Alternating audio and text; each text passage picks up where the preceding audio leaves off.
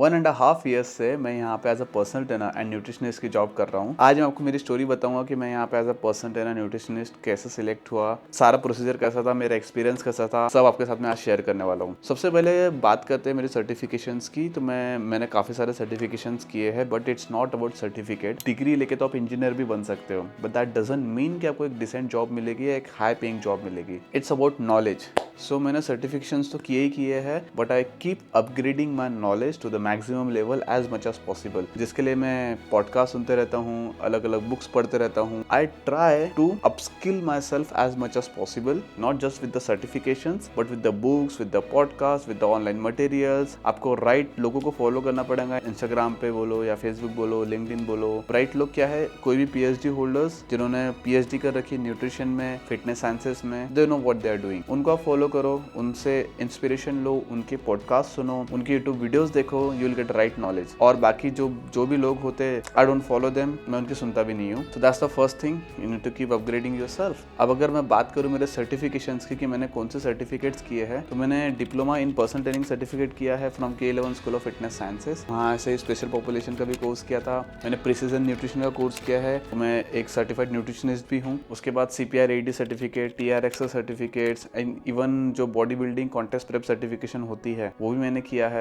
ये एक बेसिक चीजें हो गई, बट इसके अलावा मैंने काफी सारे बुक्स पढ़े हैं। One of the book I have with me, one of my favourite book है, वो है ये। So this is really good book. इसको अभी मैं पढ़ रहा हूँ, नॉलेज को और अपग्रेड कर रहा हूँ। सर्टिफिकेट्स के पहले मैं जिम में जॉब किया करता था, लोकल जिम थी, वहाँ पे क्लाइंट्स को ट्रेन करता था। Then I got to know कि सिर्फ मुझे वर्कआउट करना ही पसंद नहीं है, तो मुझे इवन लोगों को वर्कआउट कराना या लोगों को गाइड करना भी बहुत पसंद आता था, लोगों को एडुकेट करना पसंद आता था। ये एक मेरी सोच थी, ये एक मेरा पैशन था कि मुझे फिटनेस में ही करियर बनाना है और मुझे एब्रोड में जाके वर्क करना है। एब्रोड कहाँ से आया, आई डोंट नो। मतलब बचपन से कीड़ा था कि यार फॉरेन में जाके जॉब करना है करके, तो लेकिन मुझे इतना पता था कि इतना इजी तो नहीं होगा। But I knew one thing, मुझे खुद पे भरोसा था, जो कि होना ही चाहिए। तो कहीं ना कहीं मुझे पता था कि अगर मैं पैशन ड्रिवन हूँ तो मैं पहुंचूंगा कहीं ना कहीं, मतलब चलूंगा तो कहीं ना कहीं तो पहुंचूंगा। यहीं से मेरा एक पैशन कहीं ना कहीं डेवलप हो गया था। एंड सर्टिफिकेशंस के बाद मैंने जॉब करना चालू करा। So my first job was in HealthifyMe, और हेल्दीफाई में मैंने 3 इयर्स वर्क किया है। मुझे बहुत बड़ा एक्सपोजर मिला इंडस्ट्री के बारे में। थ्रू आउट द इंडिया के क्लाइंट्स को मैं ट्रेन किया करता था। Income was really awesome. इन सब चीज़ों के साथ मैं पर्सनल ट्रेनिंग सेशंस भी लेता था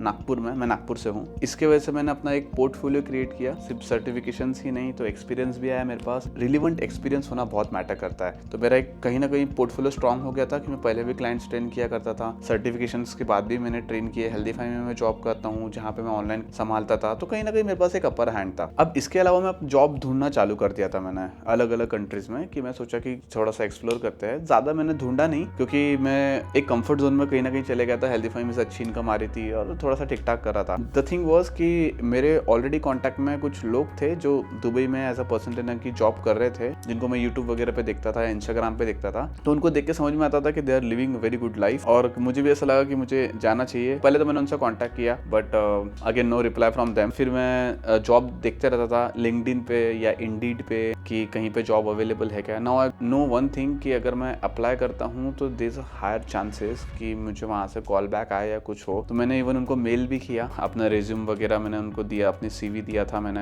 मेरे क्लाइंट के results and everything I send them. एक दो जगह से रिप्लाई भी आया कि they are not hiring as of now. But then यहाँ पे ऑलरेडी एक मेरे पहचान के रहते थे भैया, उन्होंने स्टोरी डाले थे कि they are looking for personal trainers. So I applied instantly. जैसे मैंने अप्लाई किया, so I got selected here. But selection का प्रोसेस भी सिंपल नहीं था। ऑफ कोर्स इंटरव्यू हुआ प्रॉपर, उन्होंने मुझसे क्वेश्चंस किए, केस स्टडीज मुझे दी गई कि अगर ऐसा कोई क्लाइंट है, वो कुछ फॉलो नहीं करता है, तो आप उनको कैसे करोगे, मोटिवेट कैसे करोगे, एंड अदर स्टफ। और मेरे पास एक्सपीरियंस था, क्योंकि मैं ऑलरेडी अपने हेल्दीफाई में ऑलमोस्ट मैंने 800 to 900 क्लाइंट्स को ट्रेन कर चुका था। उसके साथ मेरे पास काफी एक्सपीरियंस जमा हो गया था, तो उसकी वजह से मुझे पता तो था कि करना क्या है। And on top of that मुझे जो सबसे ज्यादा हेल्प करी चीजों ने वो थी सेल्फ हेल्प बुक्स। ये सब चीजें मुझे बहुत हेल्प करी। एटॉमिक हैबिट्स, तो उसमें से मैं देखा कि लोगों की हैबिट कितनी मैटर करती है। फिट होने के लिए आपको आपकी हैबिट को चेंज करना मोस्ट इंपॉर्टेंट है, राइट। अब मैं जो भी बुक पढ़ता था ना, या अभी भी पढ़ता हूँ, मैं हमेशा उसको एक फिटनेस एंगल से देखने की कोशिश करता हूँ कि मैं ये पर्टिकुलर नॉलेज को अपने फिटनेस में कैसे लगा सकता हूँ, ये पर्टिकुलर चीज़ को मैं क्या कर सकता हूँ,